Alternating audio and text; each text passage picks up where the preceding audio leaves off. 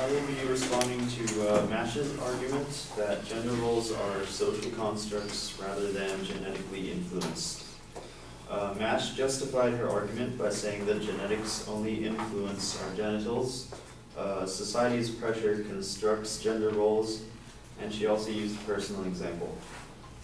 I'll respond to these by showing that genitals actually influence a massive part of who we are, proving that the second claim adds nothing to the main claim, and showing you how her personal example is not representative.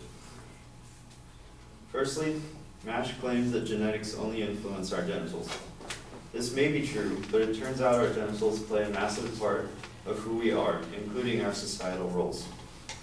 For example, in a small island in the Caribbean, a rare genetic disorder has been passed through generations, which causes young girls to turn into boys around the age of 13. The father of one family says, "We always brought up our girls as girls, because that's what we always thought they were." The most interesting part of this ordeal is the reaction of the boys who changed gender. One of the boys says, "I am looking forward very much to being a man." This proves that despite what society raised them to be, their gender ultimately determined how they would act for the rest of their lives. We can also examine crime statistics to prove the difference our genetics make. In 2008, males committed 400,000 more violent crimes than females, proving that our genetics do make a difference in how we act.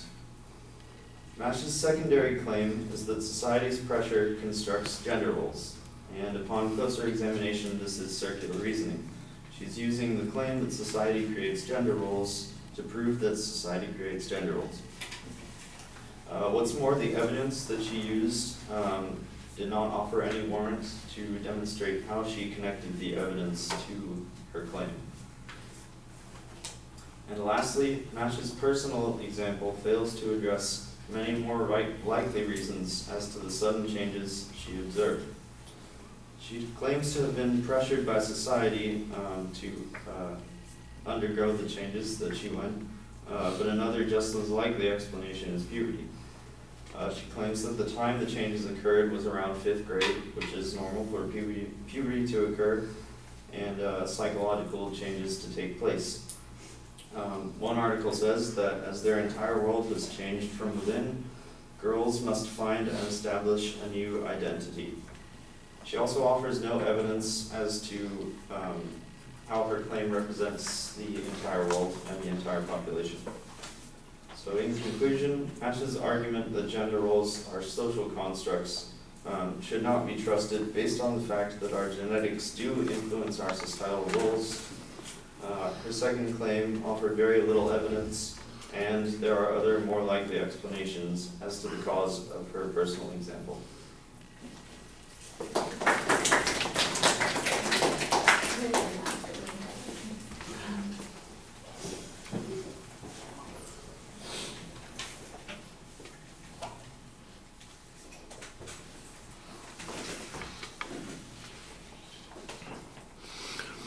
Well, you went at it in a pretty simple and straightforward way. The layout of the structure is fine. On the first point, you go right to the crux of the matter, offering contradictory examples to begin with, which was an interesting one, and then the crime statistics. The one thing that I think that's missing from the crime statistic, in addition to a source citation, which would be helpful, would be the comparative data. You say it's 400,000 more violent crimes than females, but the question is, okay, so how many violent crimes were there, and what percentage were committed by men? I think that would make it a little bit easier to understand in context, because if there were 20 million violent crimes and men committed 400,000 more than women, that doesn't seem like it's a significant difference. So you need to give it a little bit more context to make the argument stronger there. I think it's the right argument to be making there, but I don't think it's presented as effectively as it could be because the statistic is only partial. On the second point, you basically are arguing a reasoning idea here that this is circular reasoning, and I think I understand the point that you're suggesting, the notion that there are gender roles that are imposed by society, and you're not denying that they exist. The question then becomes, what role do they play in influencing people's behaviors?